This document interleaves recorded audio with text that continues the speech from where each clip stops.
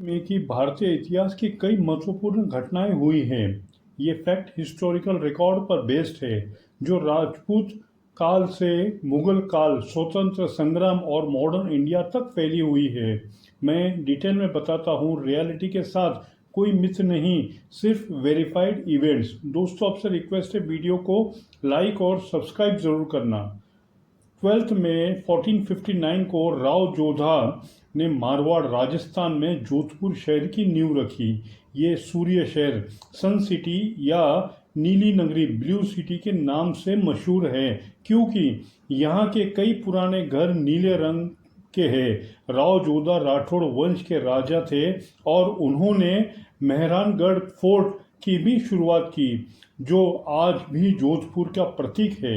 ये इवेंट राजपूत इतिहास का बड़ा माइलस्टोन था, क्योंकि इससे एक मजबूत राज्य की शुरुआत हुई, जो बाद में मुगल और ब्रिटिश से लड़ाई लड़ता रहा। रियलिटी, आज भी जोधपुर राजस्थान का बड़ा टूरिस्ट स्पॉट और कल्चरल हब है। फिर आते हैं 12 में 1638 को मुगल बादशाह शाहजहां ने दिल्ली, तब का शाहजहांबाद में लाल किला, रेड फोर्ट का निर्माण का आदेश दिया। ये किला शाहजहां की नई राजधानी का सेंट्रल पीस था। पूरा निर्माण 1648 में पूरा हुआ और यहाँ से शाहजहां ने भारत का शासन किया। आज ये यूनेस्को वर्ल्ड हेरिटेज साइट है और यहाँ से हर साल 15 अगस्त को प्राइम मिनिस्टर यहाँ से लाल किले का प्राचीन से स्पीच देते हैं। रेड फोर्ट मुगल वास्तुकला का शानदार नमूना है। सैंडस्टोन से बना, दीवाने आम, दीवाने खास जैसी हॉल्स के साथ मुगल एम्परर का पीक का सिंबल माना जाता है। फिर आते हैं 12 में छत्रपति शिवाजी महाराज पुरंदर की संधि के तहत औरंगजेब से मिलने आगरा पहुंचे। ये मुगल मराठा रिलेशन का सेंसिटिव मोमेंट था। शिवाजी को बाद में हाउस अरेस्ट में रखा, लेकिन वो फेमस एस्केप करके महाराष्ट्र वापस लौटे। ये इवेंट महाराष्ट्र एम्पायर का नींव मजबूत करने में मदद साबित हुआ, क्योंकि शिवाजी ने बाद में गुरिल्ला वॉरफेयर से मुगल को चैलेंज किया।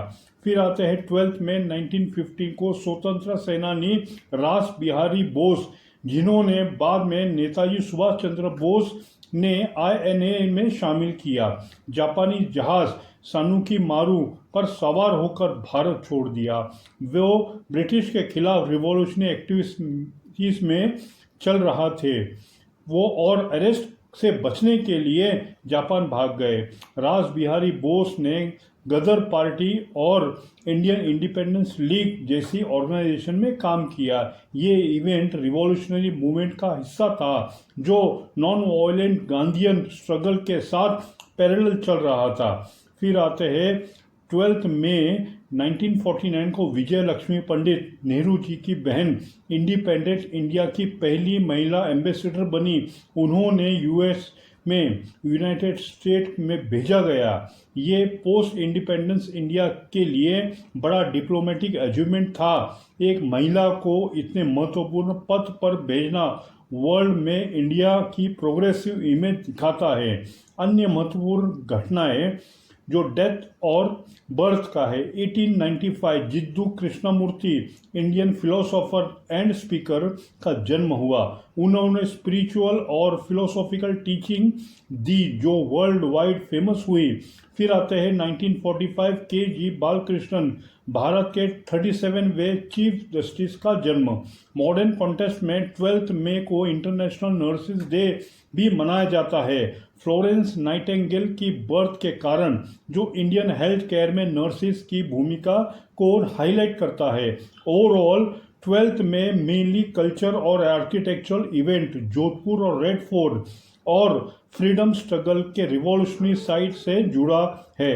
1857 की रिवॉल्ट 10 और 11 मई को मेरठ और दिल्ली से शुरू हुई थी, इसलिए 12 में डायरेक्टली उसका हिस्सा नहीं, लेकिन पूरा मई महीना 1857 नॉर्थ इंडिया में अनरेस्ट फैला हुआ था। कोई सिंगल बिगेस्ट इवेंट नहीं, बल्कि मल्टीपल माइलस्टोन जो इंडियन हिस्ट्री को शेप करते हैं। राजपूत, वेलोर, मुगल, ग्वालियर, मराठा रेसिस्टेंट और मॉडर्न डिप्लोमेसी। ये फैक्ट बुक्स, विकिपीडिया और हिस्टोरिकल रिकॉर्ड में कंफर्म है। दोस्तों वीडियो अच्छा लगा तो लाइक शेयर सब्सक्राइब जरूर करना। जय हिंद।